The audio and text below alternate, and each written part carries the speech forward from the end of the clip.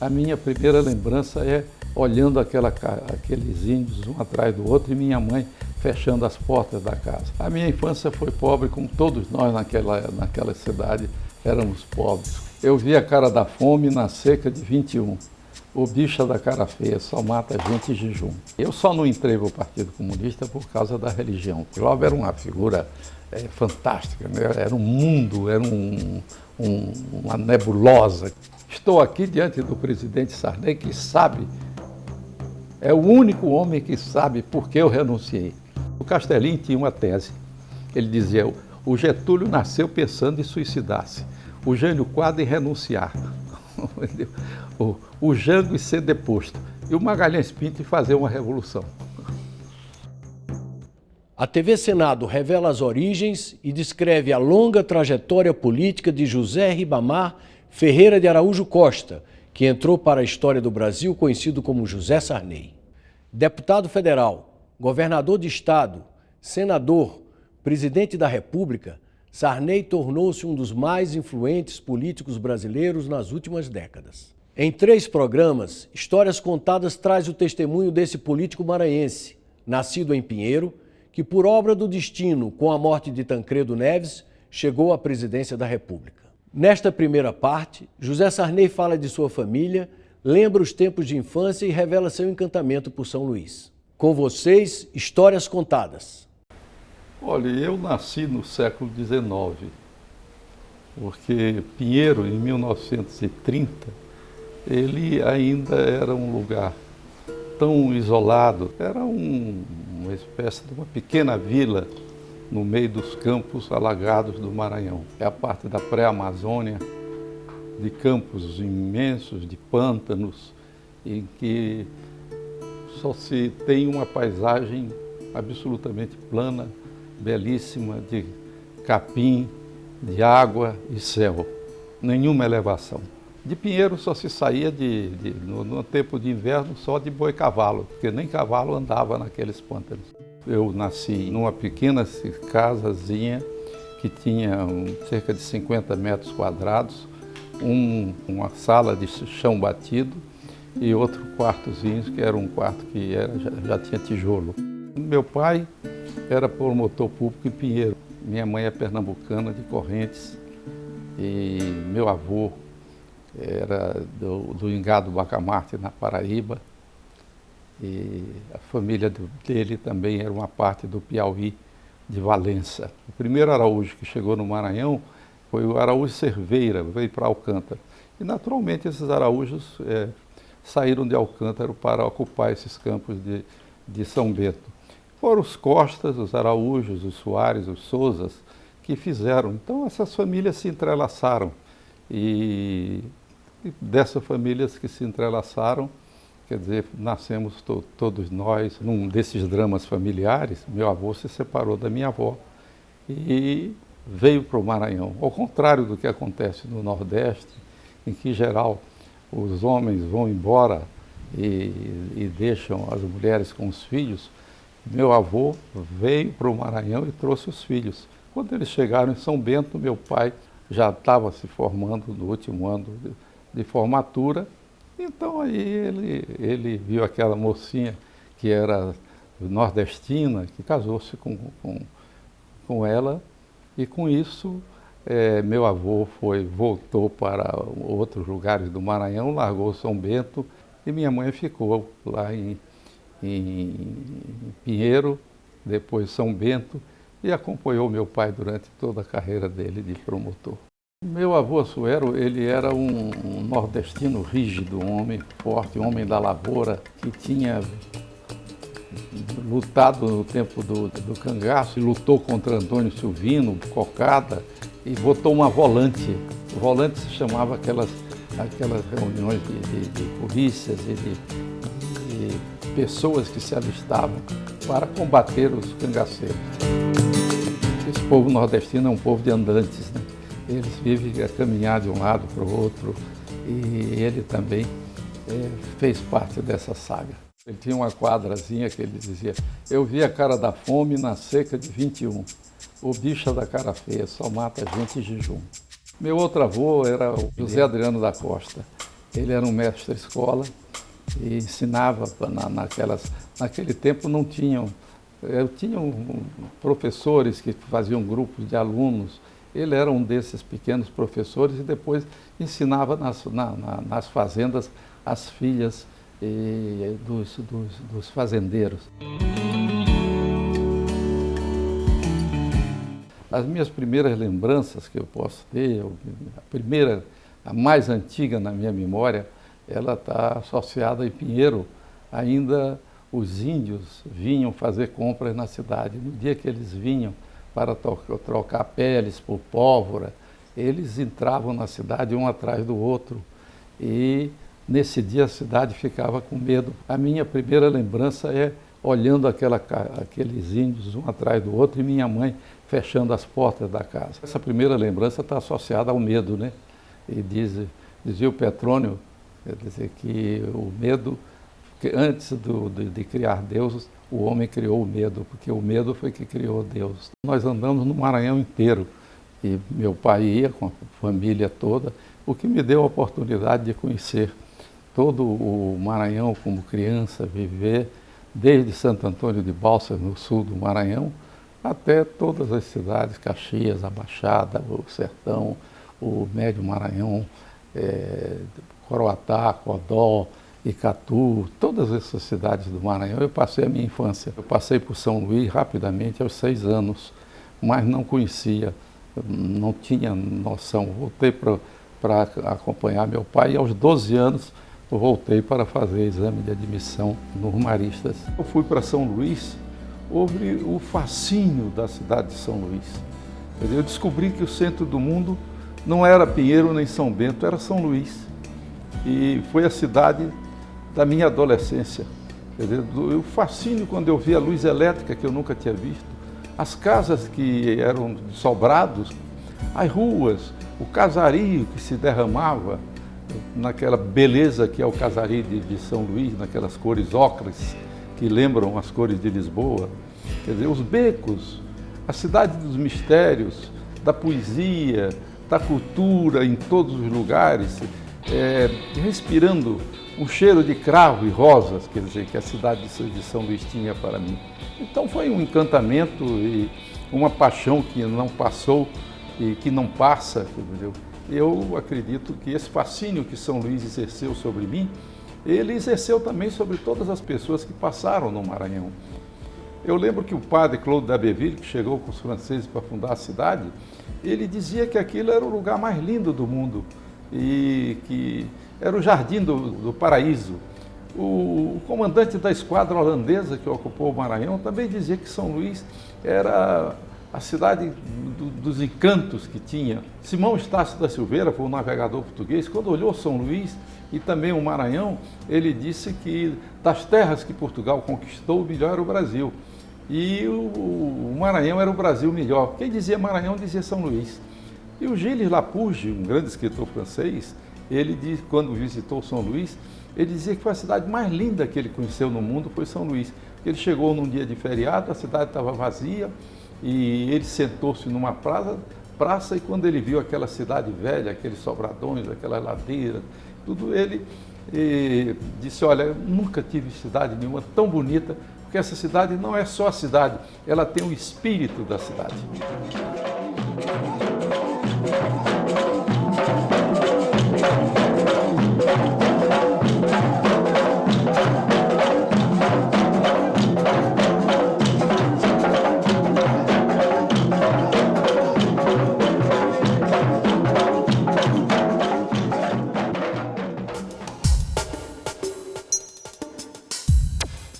A minha infância foi pobre, como todos nós naquela cidade éramos pobres, não tínhamos nada. As casas eram de uma absoluta simplicidade, dormia-se em rede e, na realidade, a comida era uma comida de peixes, com angu, café com farinha, mas também nós éramos muito felizes com a nossa pobreza. Olha, já na Bíblia os nomes das pessoas são citados pelo nome do pai. Então, eu era chamado José do Sarney. Então todo mundo me chamava José do Sarney, que era o meu nome do meu pai. Então, e quando eu comecei, e já estava com 16 anos, e sempre já escrevia em jornal, e era conhecido, e tinha essa dúvida como José do Sarney, botava José Costa, e foi um tempo em que nós tínhamos um grupo muito de poetas aqui, de jovens, eu, Ferreira Goulart, Lago Burné, Tribuzzi, enfim. Aí todos nós resolvemos mudar de nome, por exemplo, Ferreira Goulart era José Ribamar Ferreira. Ele acrescentou o Goulart, então ficou Ferreira Goulart. Tribuzzi era José Pinheiro Gomes, ele botou Bandeira Tribuzzi, incluiu. E eu então adotei José Sarney. Meu avô, quando meu pai nasceu em 1900, o almanaque de Bristol desse ano tinha a história de um menino chamado Sarney, que era Sarney em inglês, mas que aportuguesou para Sarney. E esse menino era um menino prodígio que sabia a Bíblia de cor, fazia sermão e tinha 10 anos para 11 anos. Meu avô achou bonito e botou o nome do meu pai. Hoje na internet, fui ver, tem mais de 1000 e tantos sites com o nome de Sarney.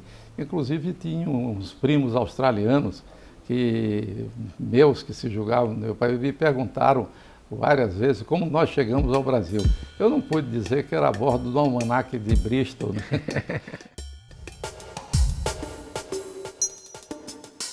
Olha, eu desde o colégio do primário, eu sempre, desde o princípio, tive um certo espírito de liderança, de querer coordenar os grupos de colegas, tomar a frente das iniciativas.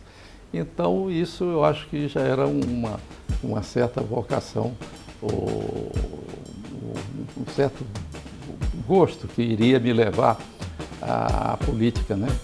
No liceu tinha o centro liceísta, então me escolheram logo para ser candidato a presidente do centro liceísta. Eu fui 2 vezes, aí eu entrei na política estudantil. E entrei numa época que era 45, o Getúlio estava caindo, e o interventor do Maranhão, ele era muito contra meu pai, eu perseguia meu pai, eu era muito contra o Getúlio e o interventor. Então entrei para a juventude brigadeirista, que acompanhava o brigadeiro Eduardo Gomes.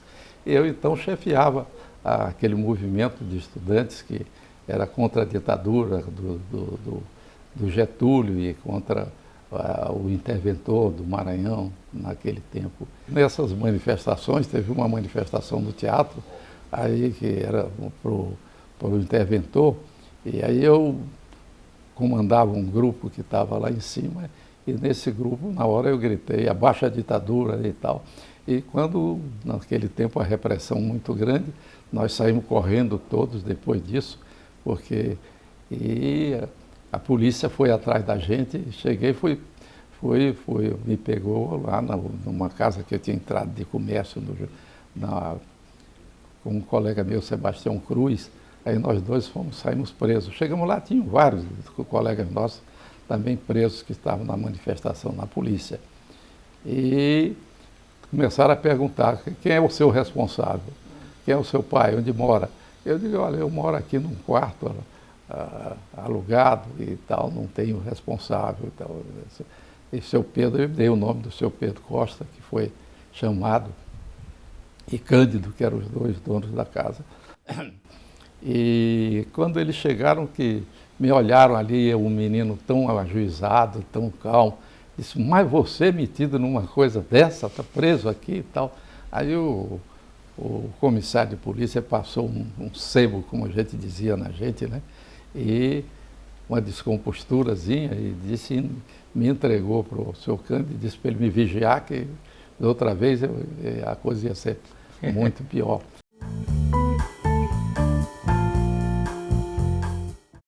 Olha, essas coisas acontecem, né? A Marli tinha um primo que era meu colega de colégio e me convidava sempre para aniversário na casa dele, eu ia, e aí eu conheci a Marli, ela tinha 15 anos, eu tinha 17, e passei a namorar a Marli, Aos 22 anos eu me casei, ela tinha 20, então foram, vamos dizer assim, a primeira namorada e também foi com quem eu primeiro me casei também, e ela também.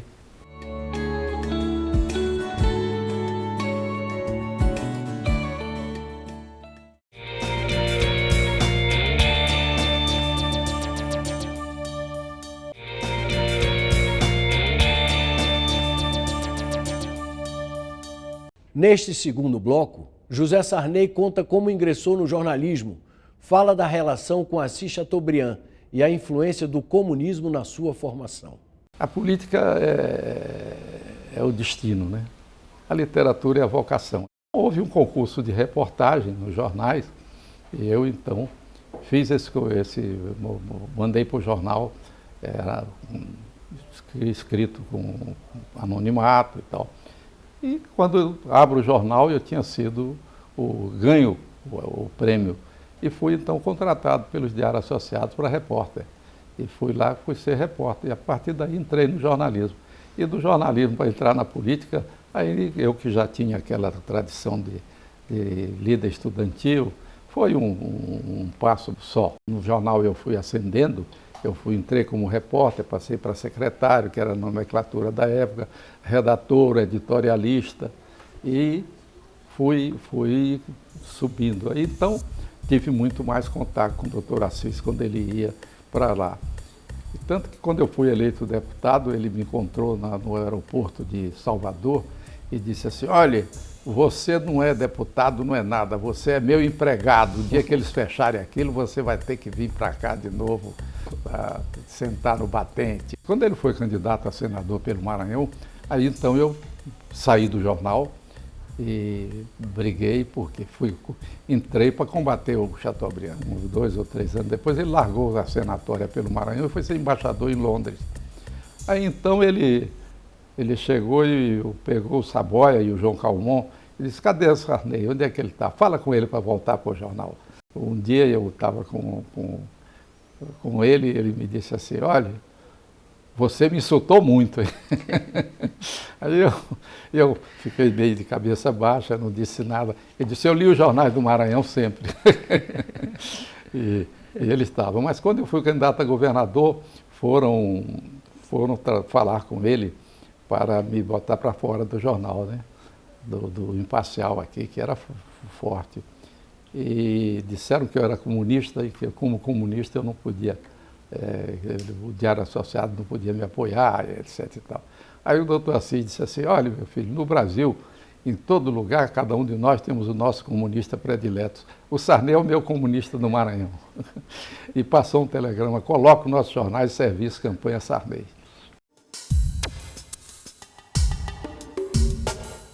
Tribuzio, sobretudo, que era o maior amigo que eu tinha, ele era um marxista e me doutrinou muito, me fez ler aqueles livros todos, que eram de divulgação do Partido Comunista e tal. E eu tive muito perto de entrar para o Partido Comunista. E eu só não entrei para o Partido Comunista por causa da religião, porque minha religião não me permitia que eu admitisse uma doutrina política que repelisse a ideia de Deus. E eu tinha uns primos que já estavam em São Luís, que eram filhos da minha irmã Martiniana, que eles pertenciam à Aliança Libertadora naquele tempo. E foram presos e deportados para o Rio de Janeiro naquela revolta comunista de 1935. Grande parte da minha família esteve muito ligada à área do Partido Comunista. E depois, com a Marli, os irmãos da Marli, o Cláudio era do Partido Comunista e o Cláudio sendo do Partido Comunista, o meu cunhado Roberto casou-se com a Simone, minha comadre Simone, que era filha da Maria Aragão, que era chefe do Partido Comunista aqui no Maranhão, era representante do Partido Comunista aqui no Maranhão. Tanto que quando eu fui governador, eu nomeei a Maria Aragão médica, e isso me deu um trabalho com a revolução danada, que eles quiseram aqui abrir um inquérito, que eu estava enchendo o governo de comunistas, enfim. essas guerras políticas. Os primeiros momentos de Sarney na política e a fundação do grupo dos jovens udenistas, batizado como Bossa Nova, que lançou o lema Desenvolvimento com Justiça Social. Como eu era líder do estudantil, e comecei a ser convocado e querendo ser atraído pelos partidos. Como naquela época o Vitorino era quem combatia o Getúlio e que combatia o interventor do Maranhão, então era ele que era o homem que estava ligado à luta contra. Então nós nos ligamos ao grupo do Vitorino. Tivemos eleição para vereador e eles então me convidaram para candidato a ser vereador. E eu não quis ser candidato a vereador e indiquei Eurico Ribeiro. E a partir daí, evidentemente, eu passei a fazer parte, a me ligar ao PSD.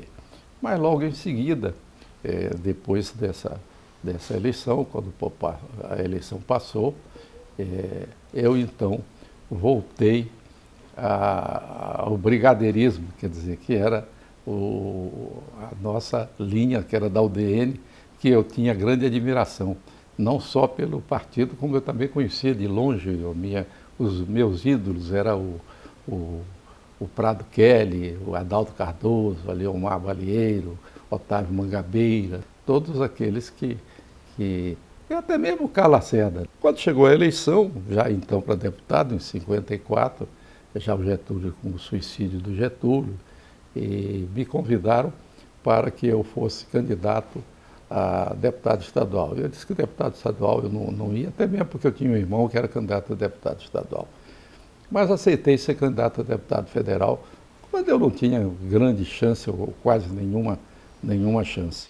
Fui candidato e saí suplente. Morreu o Lima Campos e teve mais uma ou duas vagas, e eu então comecei a assumir o lugar de deputado federal.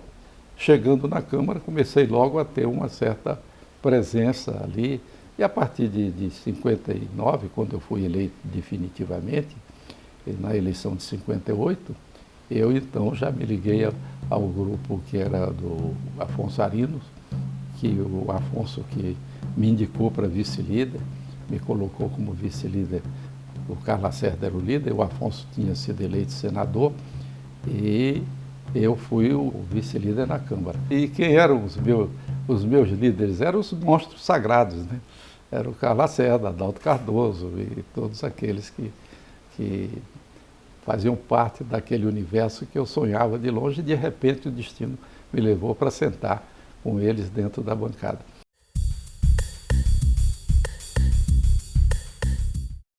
Eu que tinha a carga de uma formação de esquerda, uma formação de social, vamos dizer assim, voltada para o social, eu então achei que a UDN estava muito voltada unicamente para um combate ao Juscelino, à pureza do regime e de tudo isso, e se esquecia de uma coisa muito importante, que era justamente a parte social. Resolvemos fazer um grupo dentro da UDN que fosse um grupo que dizia, o lema era esse, desenvolvimento sim, mas com justiça social. Pela primeira vez essa frase aparece na retórica política brasileira. Primeiro, para apoiarmos o Jânio Quadros, que também tinha um viés dessa natureza.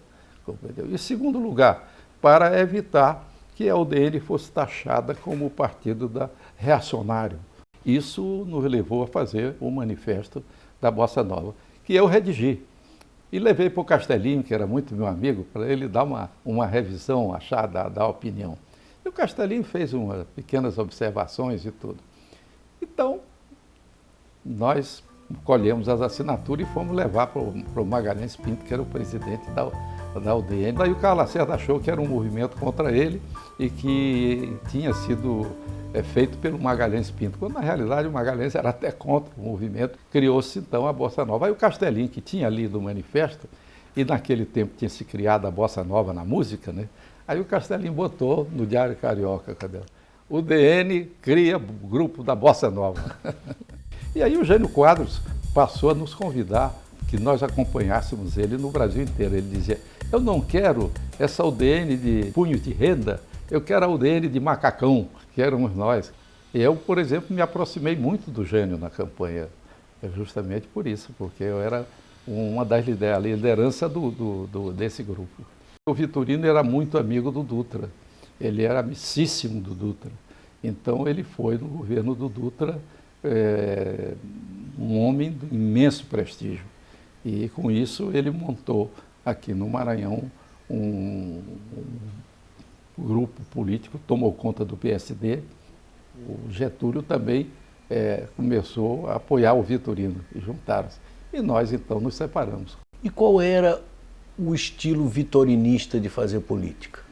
Olha, era o estilo daquela época, compreendeu? Em que a política girava em torno da delegacia e da coletoria. Tanto que a minha geração, essa geração que nós chamamos de geração dos poetas, nós resolvemos entrar também na política. Então coube-me liderar essa geração. Então aí nós começamos a formular um projeto para o Maranhão e de mudança para o Maranhão, de planejamento.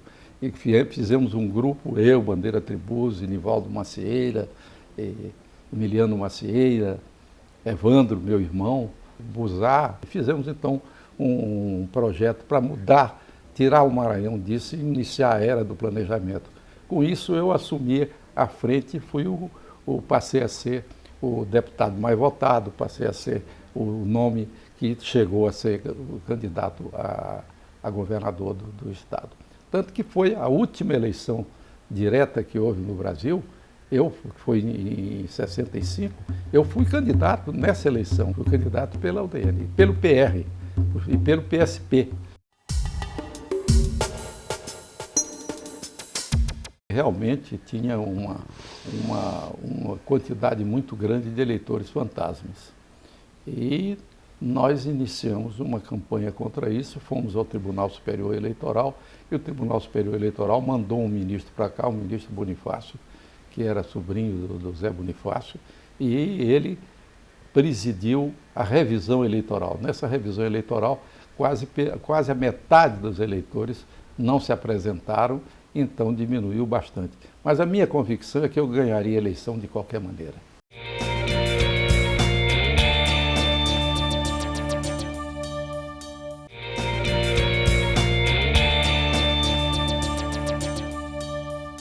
Na memória do político, ficaram marcados o estilo autoritário do caudilho gaúcho Getúlio Vargas, a lealdade a Jânio Quadros e a desconfiança generalizada provocada por João Goulart.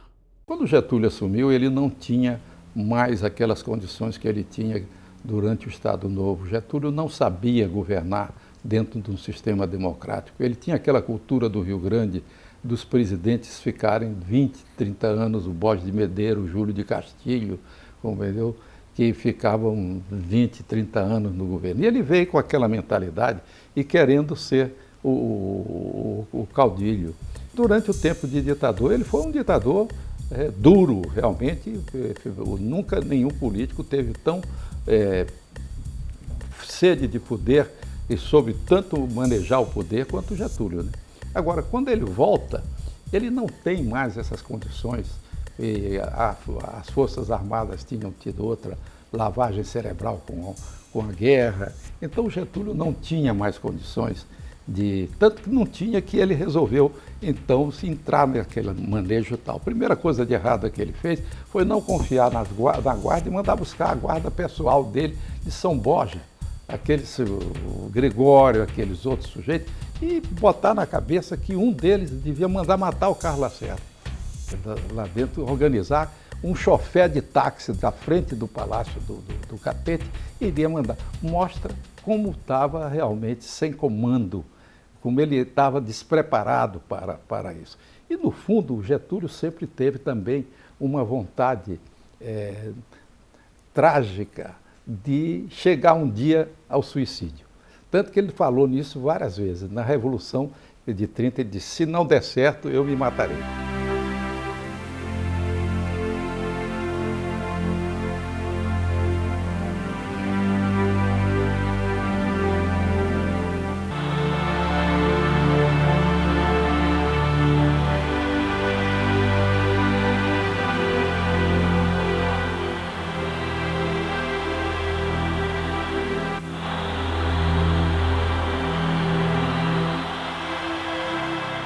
Castellin tinha uma tese. Ele dizia: o Getúlio nasceu pensando em suicidar-se, o Jânio Quadros em renunciar, o Jango em ser deposto e o Magalhães Pinto em fazer uma revolução.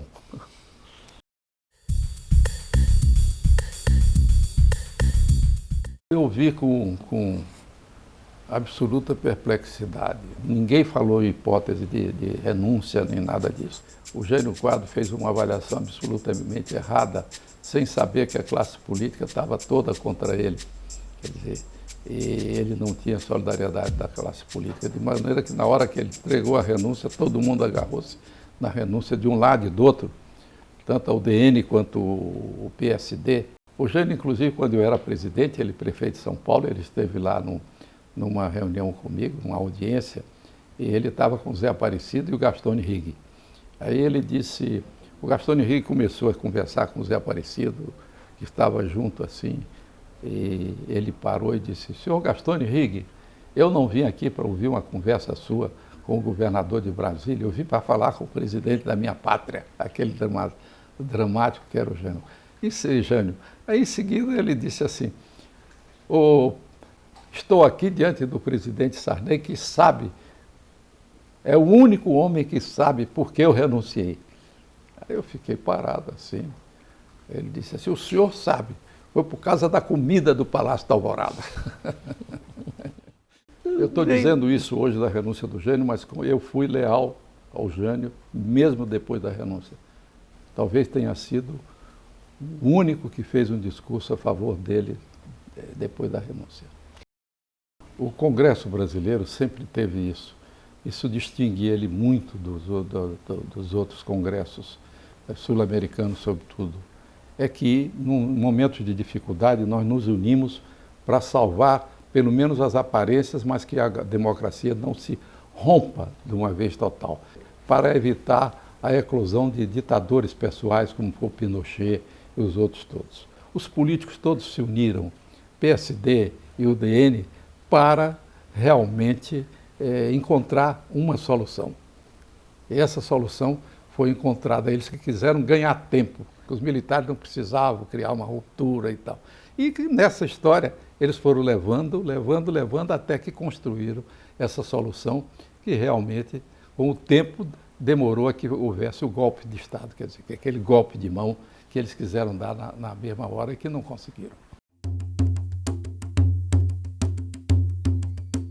Eu nunca tinha quebrado a minha lealdade ao UDN e também sempre era conhecido como era um homem que era contra o João Goulart. Atenção, Brasil! Atenção, Brasil! As tropas do 2º Exército, sob o comando do general Cruel, já sitiaram o estado da Guanabara. Então, quando foi o problema da Revolução contra o Jango, eu estava também achando que o Jango tinha perdido todas as condições de sustentação. Me parece até que ele fez tudo para cair, porque com aquela reunião dos sargentos, aquela reunião dos cabos e soldados, os desafios que ele fez, a maneira com que ele não tomou providências nenhuma, o certo desapreço com que ele enfrentou aqueles fatos, mostrava que ele realmente estava desinteressado da presidência. Ele estava já querendo era ir embora mesmo. O general Figueiredo, era chefe do SNI, veio aqui com o general Medeiros para fazer um levantamento sobre candidatos. E houve uma reunião na oficialidade do 24, aqui, que é o Batalhão de Caçadores. Nessa reunião, eles perguntaram quem é que era o candidato dele. Aí eles disseram: só tem para vencer aqui o Sarney. Aí eles reagiram: não, mas esse não, que esse é vermelho. Mas eles levaram isso para o Castelo. E o Castelo, que me conhecia, sabia que eu tinha as minhas posições, mas era um homem correto e era, ao mesmo tempo, um democrata, quer dizer, que eu não tinha nada de comunista comigo, embora eu tivesse uma sedução grande pelas ideias sociais. Quer dizer, acho que muitas coisas o comunismo ele fez de bom, porque era uma ideia generosa quer dizer, era uma utopia generosa. Então aí eles chegaram, mas eu tenho a impressão que aí o Castelo não se convenceu disso, não promoveu veto nenhum a mim, tanto que avisaram muitas vezes, eles botavam no jornal que eu ia ser cassado, vai ser cassado, o Sarney vai ser cassado, então, e eu ficava na minha calado, mas eu achava sempre que o Castelo me conhecia e que essa cassação ele não faria.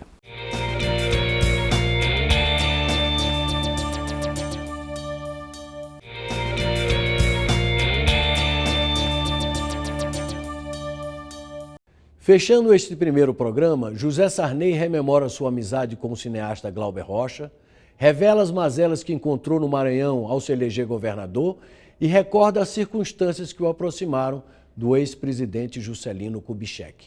Em Brasília tinha a tradição do Festival de Cinema de Brasília.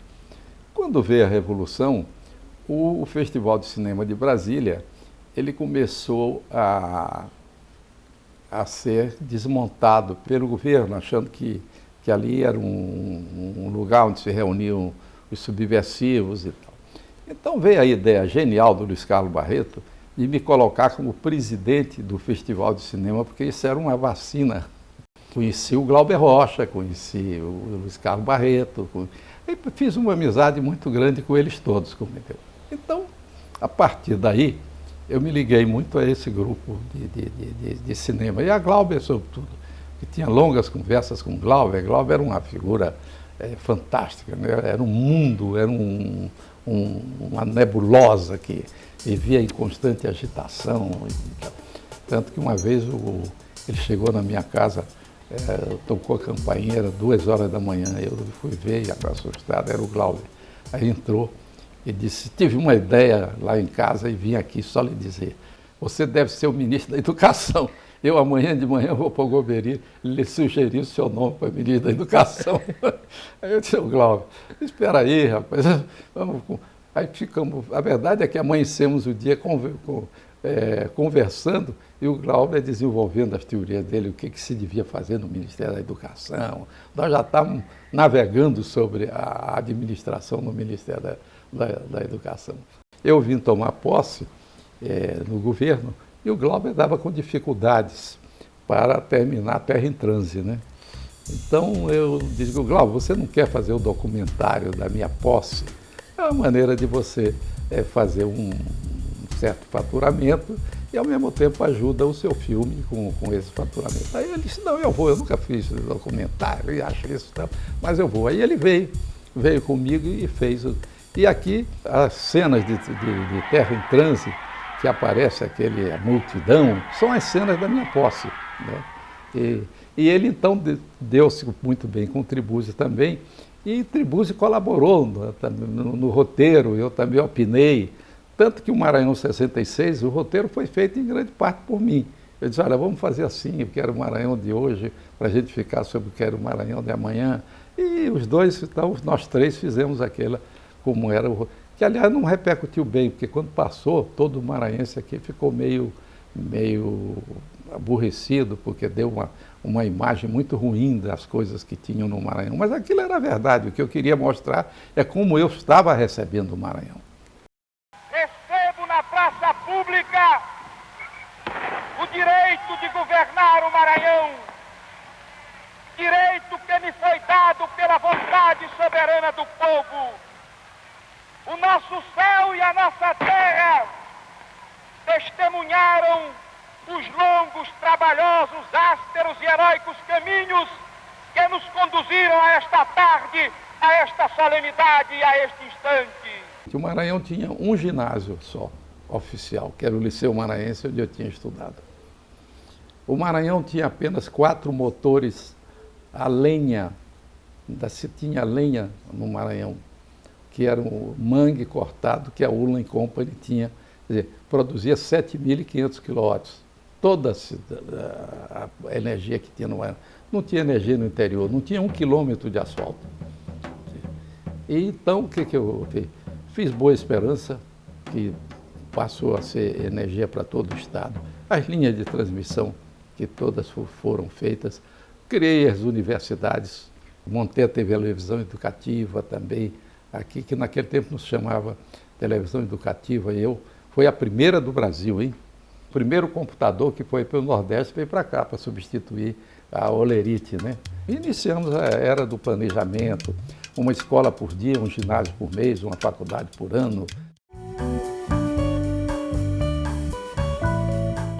Eu não tinha nenhuma ligação com o Juscelino, ao contrário, eu fui da banda de música, contrário ao Juscelino, combati o Juscelino injustamente, eu reconheço hoje, muitas vezes fui até muito agressivo com o Juscelino. Quando o Juscelino anunciou que vinha ao Maranhão para receber um título na Universidade do Maranhão, eu fui recebê-lo com todas as honras e dei um almoço ao Juscelino, no qual eu chamei de presidente.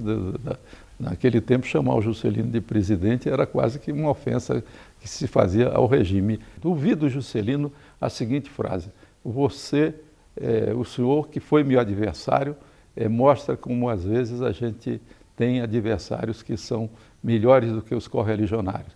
Porque eu, em Minas Gerais, recebi uma recomendação do Israel para entrar no Palácio da Liberdade pelo fundo, porque ele tinha receio que os militares me vissem estar frequentando o Palácio da Liberdade. E o senhor aqui, que foi meu adversário, foi líder contra mim, me recebe com todas as honras.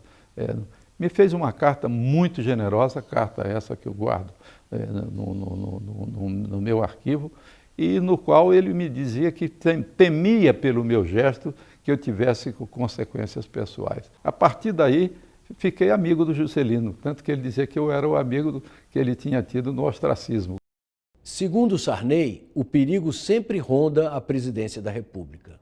A presidência da República, ela é um cargo muito perigoso, porque ela tem uma tendência sempre para expulsar o presidente, desde que ele não tenha competência para gerir o quadro político de sustentação. A legitimidade dele tem que ser diária, das 6 da manhã às 6 da manhã do outro dia. Alguns presidentes assumiram para serem depostos. O Jango assumiu para ser deposto e foi deposto. O Juscelino assumiu para ser deposto e não foi deposto. Por quê? Porque ele teve a capacidade de superar todas as dificuldades que colocaram no seu caminho. O problema do Jango, basicamente, a meu ver, foi um problema de incapacidade para isso, porque ele tinha contra ele, e já na entrada, as Forças Armadas, tinha contra ele uma grande parte da opinião pública e toda a classe política. Tanto que, para que ele pudesse assumir, foi necessário uma união de todas as forças em torno do parlamentarismo, com um governo que foi um governo de coalizão. Todos os partidos estavam representados dentro desse governo. Ele foi um caso clássico no Brasil daqueles presidentes que não são capazes de gerir o seu governo e de construir sabendo que ele tem que lidar com a arte do possível. Fez um governo extremamente populista, ele semeou bandeiras que ele não podia cumprir, que eram impossíveis de cumprir. E, finalmente, ele fez uma frente de esquerda radical, na qual ele não comandava, era extremamente dividida.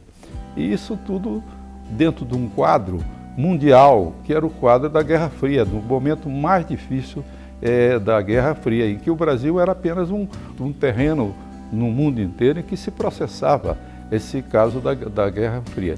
Nós tínhamos o problema de Cuba, atuando dentro do Brasil e procurando justamente desestabilizar o governo para que pudesse implantar a Revolução Continental, como pregava o Guevara, e tínhamos os americanos baseados nas Forças Armadas do continente inteiro, no qual eles financiavam para que elas pudessem garantir e evitar que isso acontecesse.